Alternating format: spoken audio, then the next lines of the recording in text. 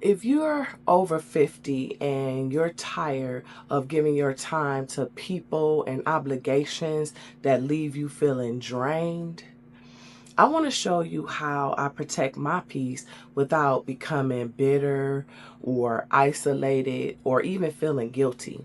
Hey y'all, I'm Jay. And in this video, I want to go over 7 ways that I protect my peace without feeling guilty, without becoming cold, without cutting everybody off, and without explaining myself to death. After my 25-year career ended, I expected to miss the routine, the responsibility, and even the title. But what surprised me was realizing how much energy I had spent being on all the time. Smiling when I was tired, being or staying pleasant through conversations that were draining me, sitting through meetings that could have clearly been an email. That's part of the work life. That's part of corporate life.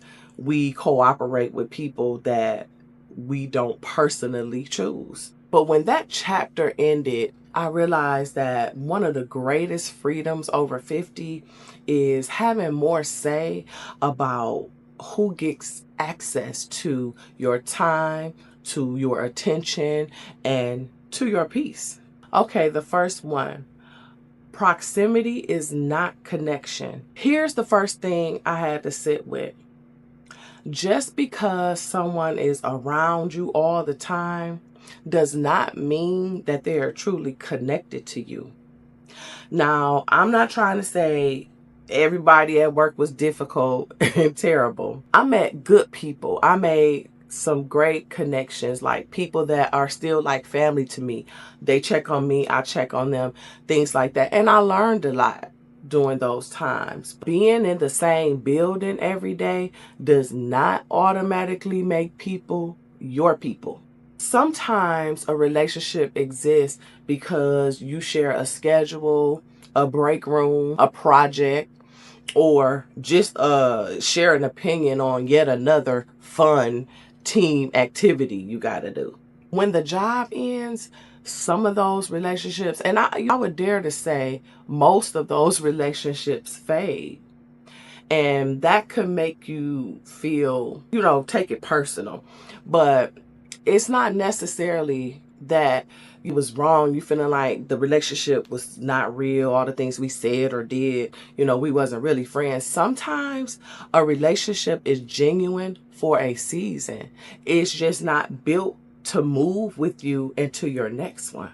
The relationships that belong in your life now usually doesn't require you to have to perform, prove yourself, or constantly earn your place. And the next one, your mind may still be at work.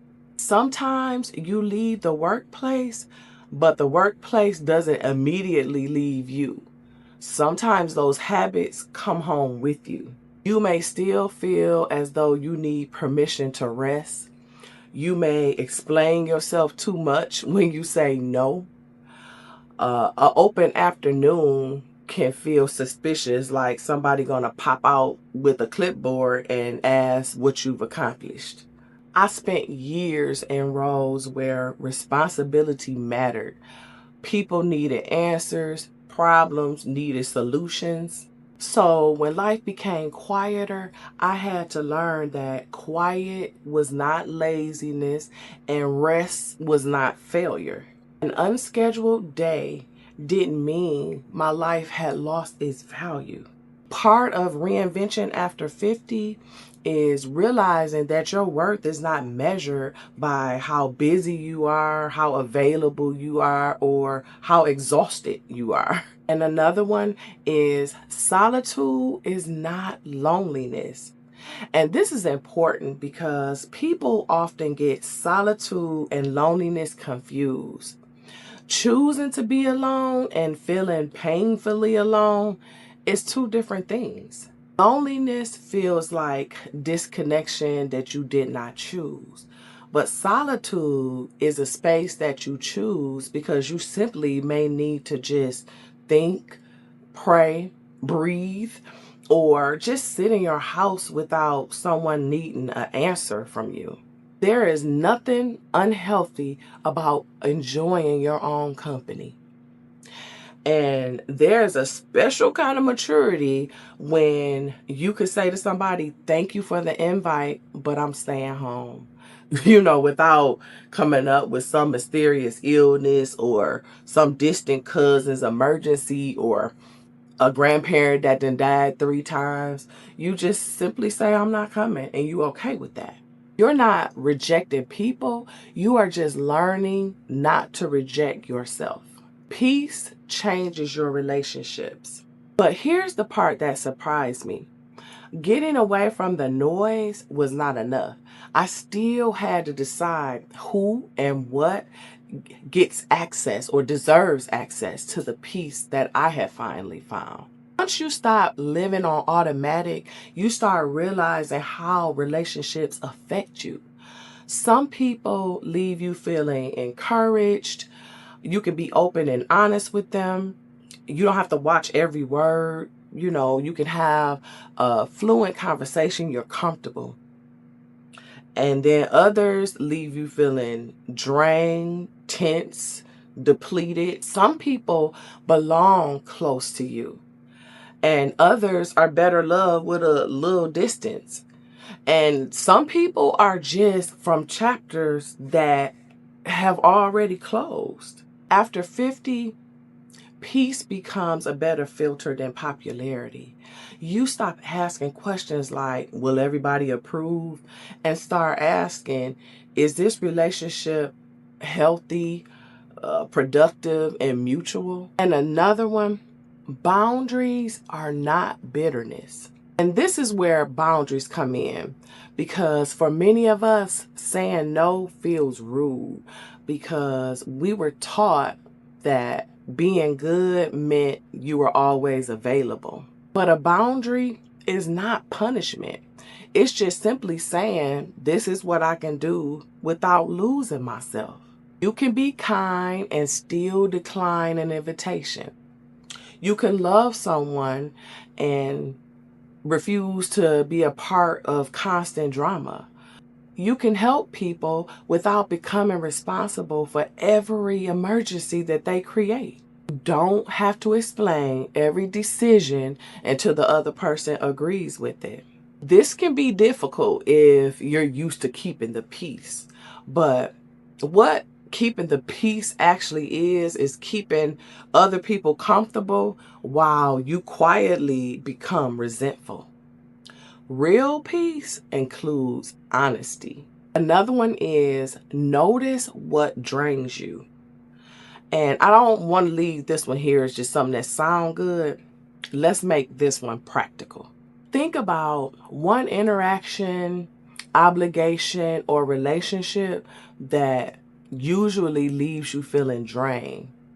Now, I'm not saying label the person as terrible and cut them off immediately. I'm just saying, just get curious. Do you feel pressure to perform? Are you always the one listening, fixing, and apologizing? Do you feel smaller than when you arrived? Or are you simply tired and just need more quiet than you used to? And choose one small adjustment. Shorten the call, stop answering immediately, decline one invitation, answer one question truthfully instead of giving an automatic yes. Now, you don't have to rebuild your whole social life, by next week, but one honest boundary can give you more peace than 10 polite excuses. Okay, and this last one. Your time is still sacred. And this last part is something that I am still learning in this season. I am tired of giving my time away without thinking about where it's going. My time still matters because my life still matters, and yours does too. God did not bring you through all these years so that you could spend the rest of your life performing for people, carrying every burden, and proving that you're still useful. Your gifts still have purpose and your love still has somewhere to go. But you get to discern where you pour them. Choosing peace does not mean becoming cold. It means being honest with what helps you live with more faith, health, clarity, joy, and the things that feed into you and help you grow. So tell me in the comments, where do you need a little more peace and a little less obligation? Because we all need it. There's a lot of things that we put on ourselves that we could take time and think about, and we can remove some of those burdens. And if you're over 50 and rediscovering yourself, navigating change, and trying to figure out how to use what you already have in a new way, join me here, because we are not starting from nothing. We are starting from wisdom. We are starting from all the experiences, the challenges, the things that we've overcome. That's where we're starting from. And we are going to reinvent our life after 50, and we are going to live in peace and joy. Faith over fear is our motto. And like I always say, I love you with the love of God. Peace.